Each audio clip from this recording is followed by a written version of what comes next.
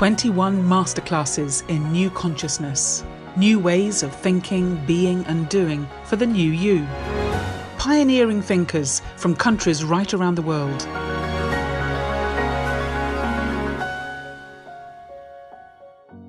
Hello, Om Shanti, and welcome to today's Masterclass, one of 21 Masterclasses in New Consciousness, new ways of thinking, being and doing in today's rapidly changing world. Well, of course, during this time of coronavirus, where all of us getting used to the guidelines and rules and regulations that are there to keep us safe and protected physically, but are we just as attentive to the spiritual laws that are there to keep us feeling safe and protected from within? My name is Philippa, and I'll be with you throughout this series as together we listen to the experiences of yogis and meditators from countries right around the world and from all backgrounds and all walks of life as they share with us their navigational tools for these times of change. Well, of course, one of the qualities that has been very much laid bare by governments of countries right around the world has been the quality of wisdom. We're facing a situation that most of us and most governments haven't faced before. And where do they turn for wisdom as to what to do? Some countries, for instance, haven't gone into lockdown at all. Whereas those that have, when do they choose to go into lockdown? And when is the right time to come out of lockdown? And what happens in between? And at what point do you decide to put the needs of the economy alongside the needs for public health? All of these involve day-to-day decisions, and all of those decisions involve wisdom. Now, I think it's fair to say that wisdom is a quality that we usually associate with older people. If you think about the wise old man or the wise old woman, it's the elders that are thought of. And during this time, I think the elders have been really appreciated, especially as they have been more vulnerable to getting ill. I think it's made us really look to our elders and look to their wisdom for guidance. But how do we become wise ourselves? And do we necessarily have to wait until we've got our wrinkles before we can call ourselves a wise one? Well, this is our topic for today. It's keeping it real, wisdom from the heart. Now, all of our speakers in this series are students and teachers of the Brahma Kumaris World Spiritual University. As that name suggests, it's a university for the spirit, a place to understand the self, to understand the soul. And the subject taught is Raj Yoga meditation, which is the yoga of the mind. And there are teaching centres in over 110 countries right around the world, teaching and meditation centres. And the Brahma Kumaris has an active involvement in countries even more than that. Now, their involvement in the community is also equally diverse, everything from a permanent office at the United Nations in New York through to working with the poorest tribal communities in the desert plains of Rajasthan in India, and pretty much everything in between. It's an organisation that was founded in India in 1936 through a series of visions and teachings that came through the original founder, Brahma Baba, and their teachings which were very much geared to this transitional phase that many people feel that we are going through right now. It was teachings on how to be, how to get through those challenging and difficult times, so they feel absolutely relevant to today. And the founder, Brahma Baba, decided quite early on that it was going to be women that should be in the fore, kept to the front, making the Brahma Kumaris the largest organisation of its kind in the world, spiritual organisation, to be led by women. Well, sharing his words of wisdom with us today, words which are always shared from the heart, is one of the very first Westerners to come into contact with the Brahma Kumaris. Ken O'Donnell is Australian by birth, but encountered the Brahma Kumaris at the end of a 2-year period of travel and self-inquiry while staying in London back in 1975. And after just a few months, he was one of the first foreigners to visit the headquarters in Mount Abu in Rajasthan in India, before returning to Australia, where he was part of a group that established meditation centres in Australia, beginning with Sydney, but then spreading out from there. He was then asked to go to South America in 78, 79, and he has lived there in South America ever since, overseeing the establishment of over 30 meditation centres in countries right throughout South America. And many of those countries now have retreat centres as well. Now, Ken has written 19 books on organisational or personal development. By profession, he's an international consultant in strategy and leadership for many international companies and governments. He's also written best-selling business books in Portuguese and Spanish, as well as many books on spiritual and personal development, including the classic Raj Yoga, New Beginnings, and Pathways to Higher Consciousness, Finding Your True Inner Self. Ken, I think you're in the mountains somewhere in Brazil, but from wherever you are, thank you so much for joining us on Masterclass today. It's great to have you with us. Thanks, Philippa. I think it's fair to say that you have travelled the whole world in pursuit of wisdom, whether it be wisdom in business or wisdom in self-development.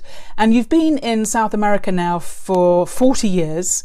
And so I can imagine much of your wisdom has been influenced by the countries there, by the land. And would you say, from your experience, that it's a place where wisdom very much always comes from the heart? Is it very heartfelt and heart-centered? I think you're right there. The Latin Americans are very heart people. Sometimes too much so, actually. They're very sensitive.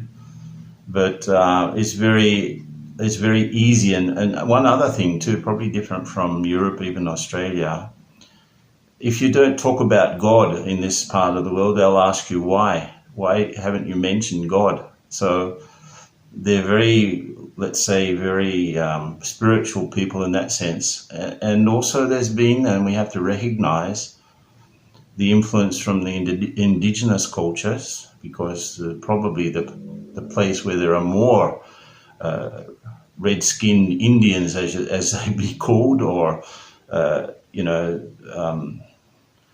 from Columbus' time, they were called Indians because he thought he was getting to the Indies. But the indigenous people is probably the biggest population is in the South American countries, especially in the Amazon region, and also it's a huge place. So you can, just to give an idea, the whole of Europe can fit in the Amazon forest. Wow. That's how big it is. And also you have the influence from Africa, because a lot were brought over as slaves, unfortunately, but their influence, the wisdom that comes from Africa is very much a Brazilian, a typical Brazilian. The blood that they carry in their veins is probably a mixture of indigenous, European and African. So it's been a real mix. It is quite a cultural mixing pot, because, as you're saying, you've got the wisdom of the indigenous cultures and from Africa with those influences, which I imagine are more sort of earth-based wisdom. And then you've got strong Catholicism as well. So you've got head, hand and heart all mixing together. Yeah, I guess so. But everything, people are very resilient here, probably because of that. And even if in this time of the pandemic, they're so used to being creative, because the majority of people don't have much anyway. So they're always used to being creative in the way to use the things that are available. If there's no electricity, okay. If there's not one thing, they'll use something else. They're not great complainers. It's very hard to imagine, at least in Brazil, it's very hard to imagine a sort of civil war or something like that. It just doesn't, it's not part of their mentality. They try to work things out and they try to use what they've learned to do that. So yes, I have obviously picked up a lot through osmosis. I learned to speak Portuguese and also learned to speak Spanish because of the work that I had to do. And I never really did a class. I never did any formal classes. But since I already knew French, it was pretty useful. It's the same grammatical rules. But in learning a language, you also pick up nuances that you wouldn't have in English, for example. There are words that are untranslatable from both sides. So it really does broaden your perspective if you can broaden your language base. It's very interesting to think of wisdom as being something that is connected to the heart. Because if you think about it, when you come across a piece of wisdom, it impacts you, you experience it, it becomes part of who you are, it becomes part of your life. Different from knowledge, which is much more of a head activity. You have to kind of acquire and study and learn, and it can stay at the level of just your head, whereas wisdom is a whole body experience. Do you feel that wisdom is something that we acquire on life's journey? It's not something that is innate in us, we're not born with it? Well, I think on both sides there is an innate wisdom because we carry whatever we learnt from previous lives. So there is a base inside of us. There is a sense of truth which is innate, yes. But as we learn to work with our whatever our specialities are, and as we learn to work with the challenges that come up, then it sort of, the way we interact, the way we respond to things tells us how wise we really are in a practical sense, because wisdom has no value if it's just an intellectual thing. You know, we have to learn to be loving, not just with people who are loving. We have to be loving to the ones that are not. You know, that's the real test of wisdom. If I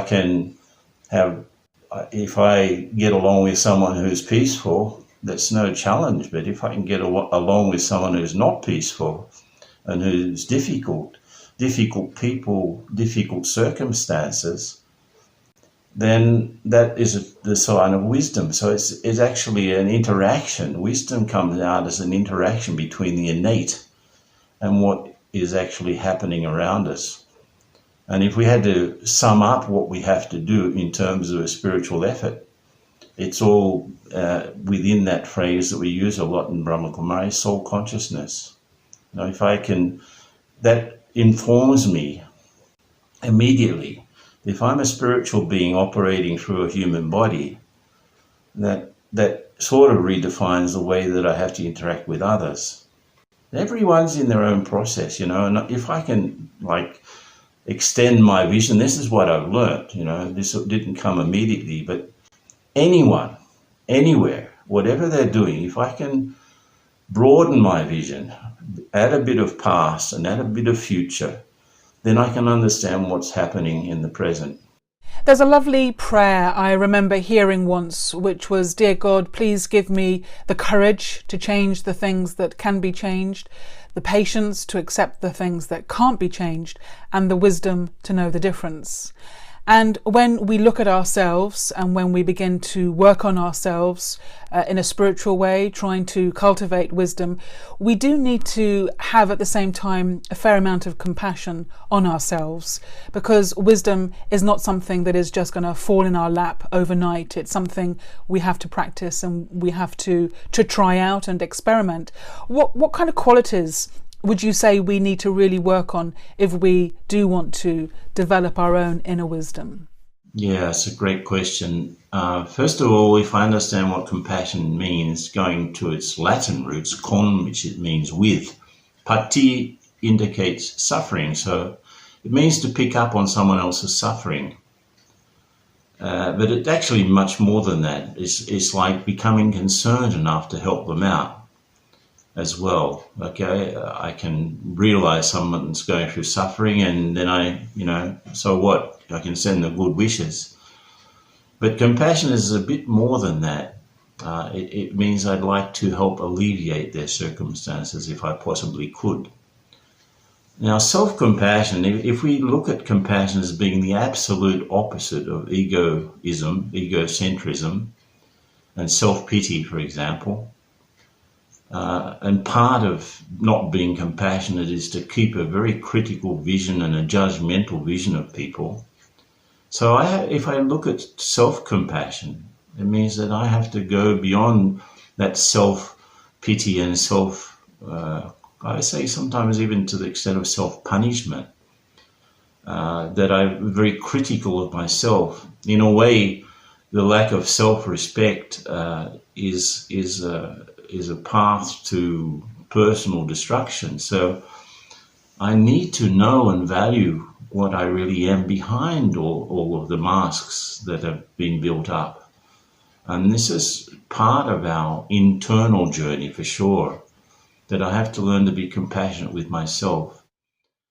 We look at the state of the world, we see the queues of people lining up for unemployment benefits or for food, or we see especially the health workers in the front line of difficulties in terms of infection. If we look at the poor people who have no way of social distancing at this time, they live in simple houses and everyone's together. So it's easy to be compassionate about the state of the world. It goes much more beyond just pitying people. That I really like to embrace the things with my heart. But in terms of myself, the greatest wisdom that I need to have is to develop a good relationship with myself, because if I can't do that, this will affect all of other relationships. The way I relate to others, and even the way I relate to God. It depends on me having a healthy relationship with myself, and part of that certainly is self-compassion.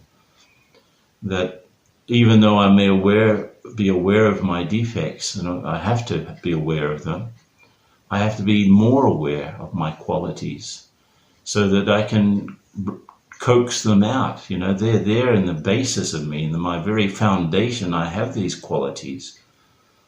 But through realizing and understanding these qualities is probably the wisest thing I can do at the moment, is to bring out the real me from underneath all of the stuff that's been accumulated on top of it. I'd like to give a couple of scenarios where we can really illustrate what our own wisdom can do for us. And one is when we experience the suffering of others, which we are very much at the moment with what's going on.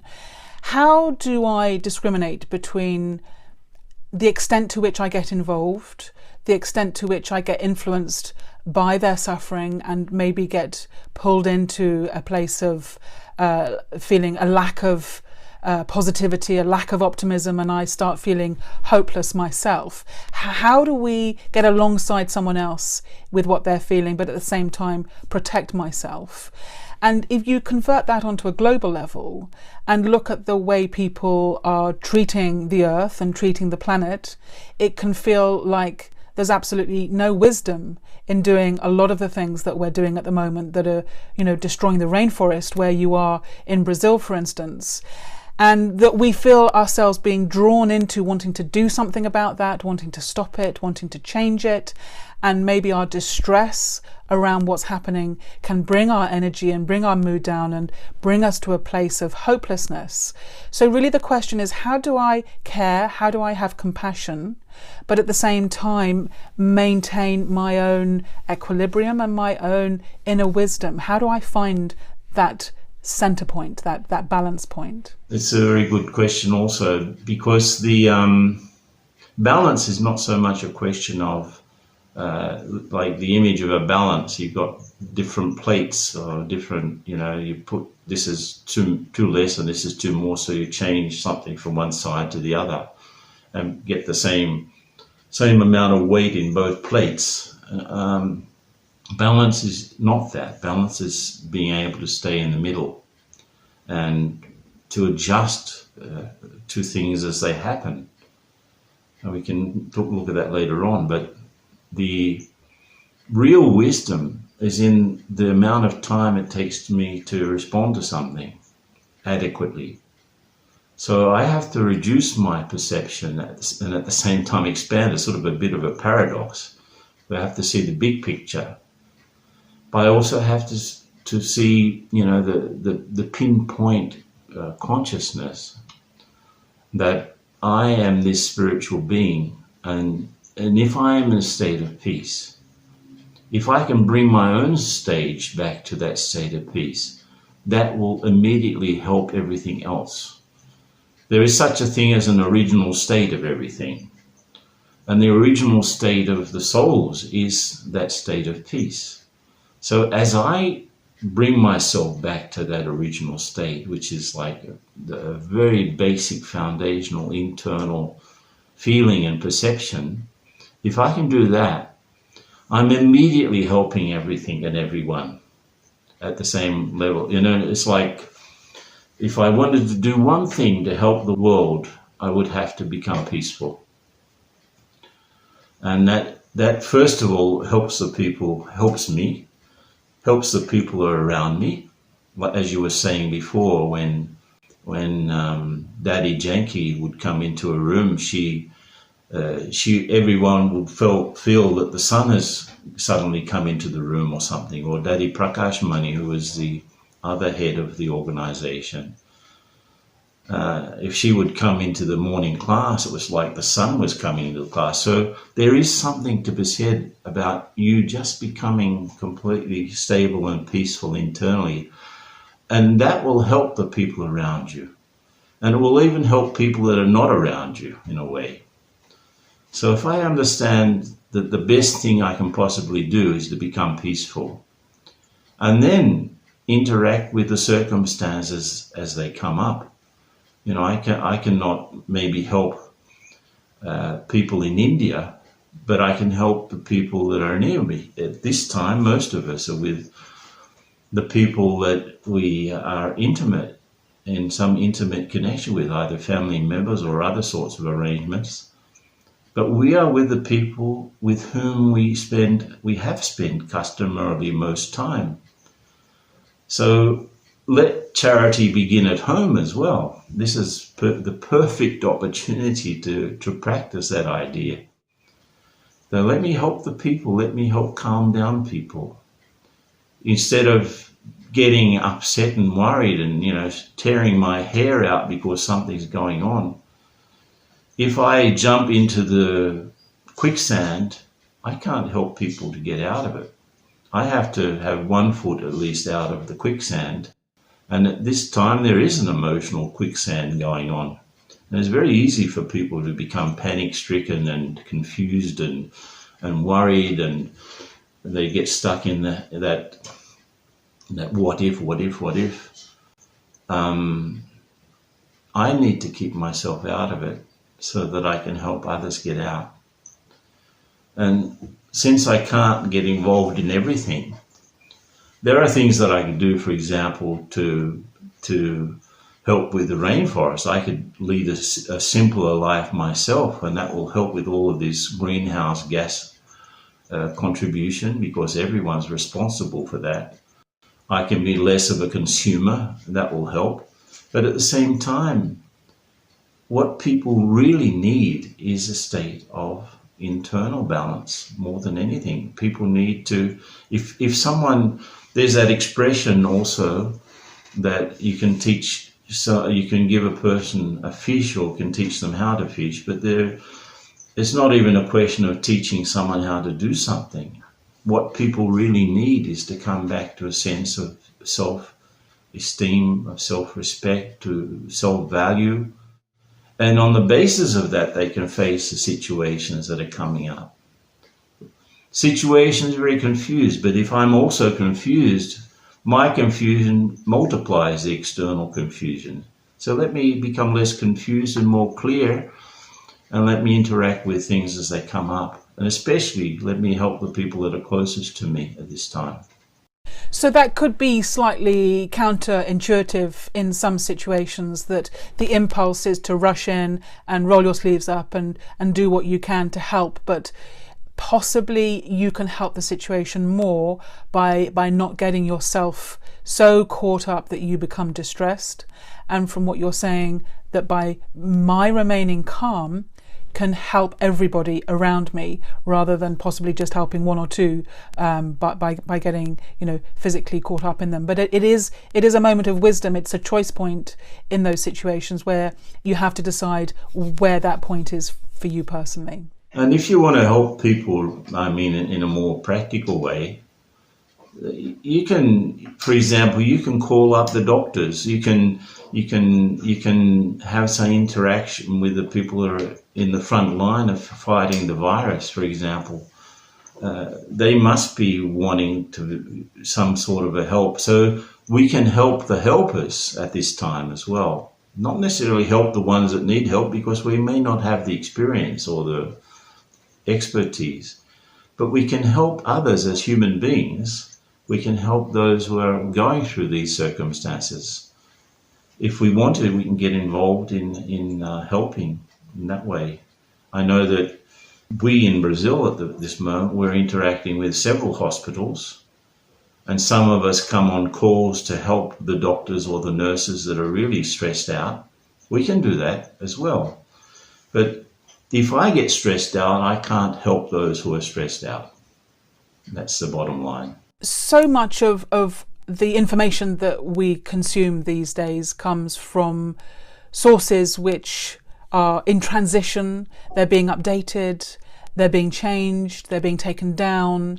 It's a very sort of ephemeral access we have to knowledge and information, and to have the wisdom within all of that to find something that resonates as being truthful, not just true today, or true yesterday, or true tomorrow, but true for all time, can feel like quite a task.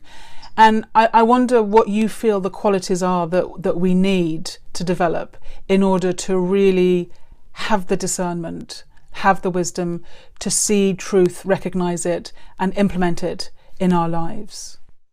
I think if we want to become true, I think that is the desire behind everyone. Even if someone gets upset, what he's wanting is he's trying to sort it out. He wants to move to a truer condition in a way. Why do we want explanations from people? Because we want to understand them. It's as if we walk around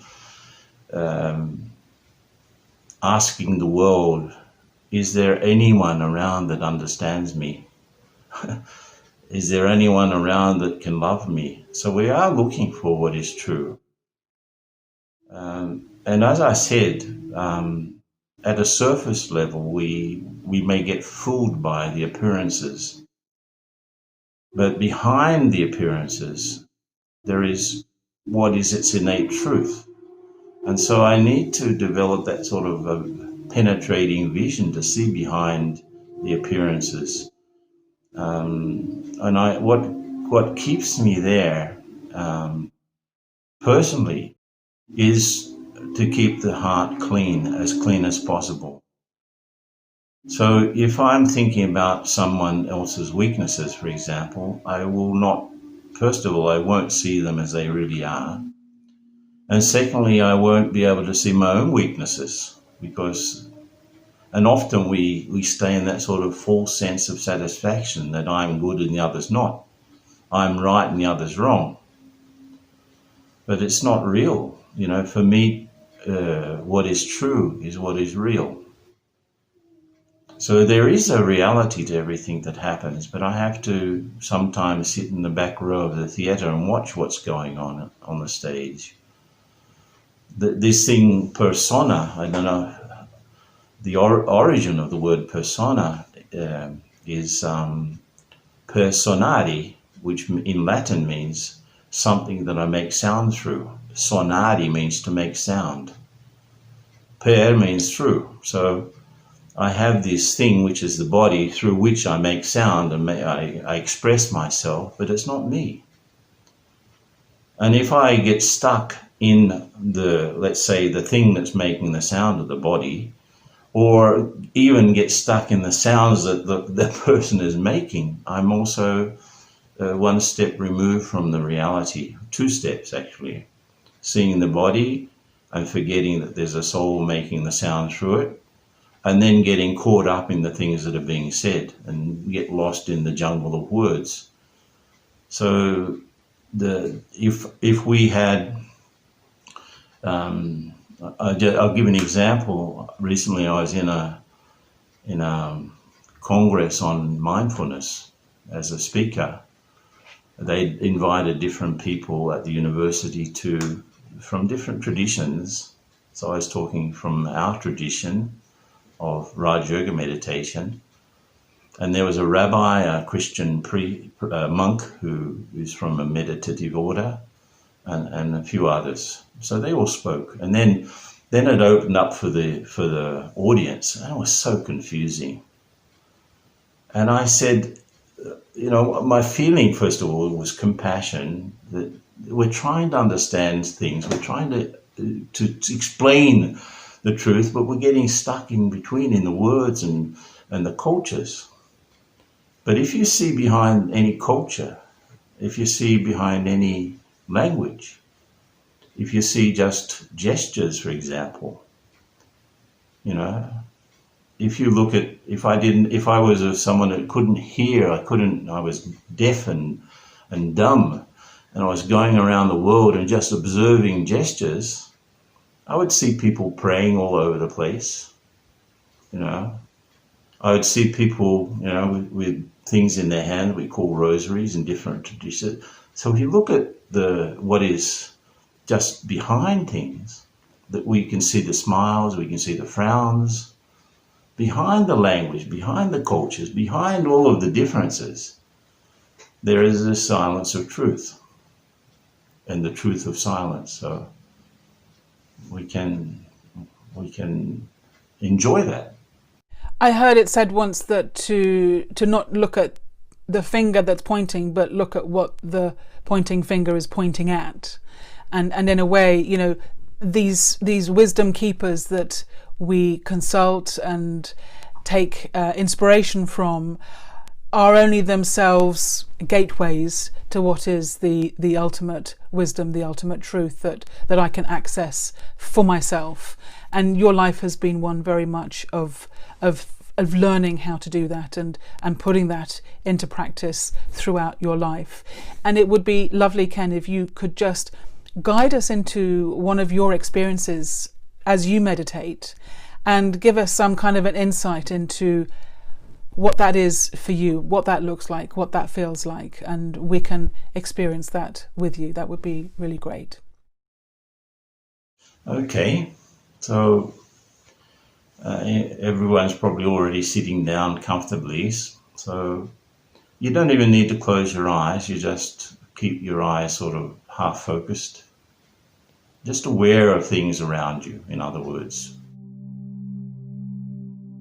Just check out what's around you mentally. What can you hear? What are the colors and forms that you can see? What's happening in your body? You can feel maybe your own breathing. And just as you're sitting on your physical seat, there's a mental seat behind the middle of the forehead, a few centimeters back. So as you're sitting physically, also sit there mentally. And that's the seat of command. It's at that place that everything arrives and everything leaves. So all of the information coming in through the senses arrives at me sitting on that mental seat. And everything I need to do and to say is also formulated here. So just stay there for a little bit and enjoy being in the center of things that are happening around you. Not just the center of the space where you're sitting, but the center of your life. There's lots of people and things around you that are part of your existence.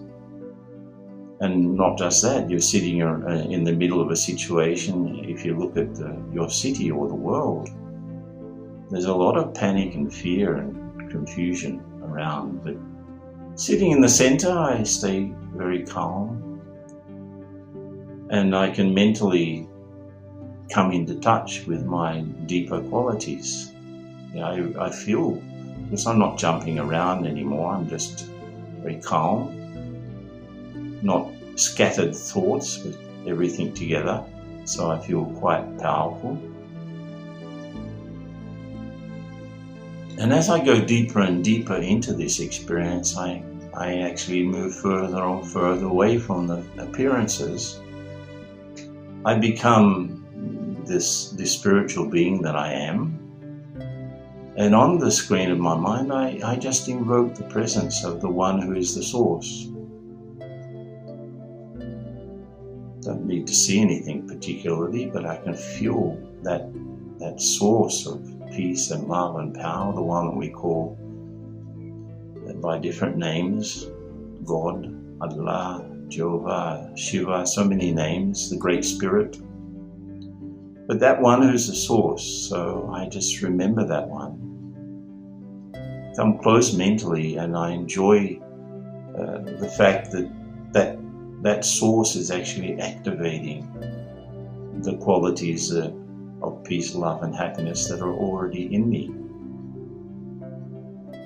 So just enjoy that connection, that closeness, that presence, like picking up on it, and I become a sort of a tiny little lighthouse, and I start to emanate those qualities into the world.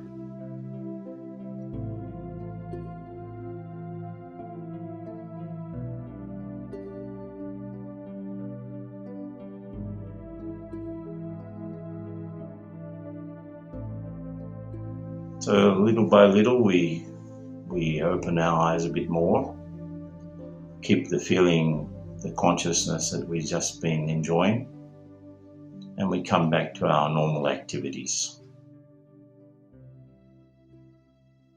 Wonderful. So before I let you go, can you give me your top words of wisdom in terms of someone wanting to really develop in their spiritual life? What wisdom would you give them? I think take each instant as it comes and remain as consciously aware of the spiritual dimension of each instant as it comes. And then you'll start to enjoy everything, because the only real time that we have is the present as it moves forward. We don't have the past anymore. We haven't got the future yet, but we have every single instant. So let me be as aware as possible as each instant comes up before me. Well, that would appear to encapsulate everything. Simple words, but it takes a lot of dedication and practice to really stay in that present moment, and that is the practice of meditation. Ken, thank you for your words of wisdom, for sharing some of your journey that you've been on over the past 40 years. It really has given me a sense of the ability to cultivate a connection with the divine presence that is a source of wisdom that you can really pull into that moment by moment, present moment that you're talking about. So thank you so much for being with us here on Masterclasses, and look forward to having you again very soon. Thank you, Ken. Thank you so much. And thank you to you as well for joining us. I hope you have taken some of those words of wisdom into your heart, and that you will share that with others in your life as you go forward from here. And see you again at the next masterclass. Until then, take good care. Om Shanti and goodbye.